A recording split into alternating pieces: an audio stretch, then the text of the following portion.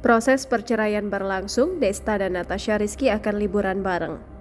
Desta dan Natasha Rizky tengah menjalani proses perceraian di Pengadilan Agama Jakarta Selatan.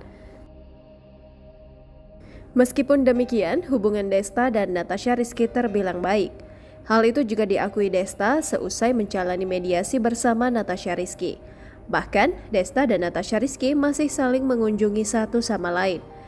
Desta, Natasha Rizky, dan 3 buah hati mereka sudah merencanakan liburan bareng. Masih baik, kita masih sering ke rumah juga. Masih ya memang nggak kenapa ya kita sama-sama masih bareng. Kita juga masih akan liburan bareng-bareng. Tadi Desta mungkin menjelaskan ke anak-anak seperti apa sih dengan adanya. Memahamkan ke anak-anak kan masih kecil. Sayangnya, Desta masih merahasiakan terkait destinasi liburannya bersama Natasha Rizky dan 3 buah hati mereka.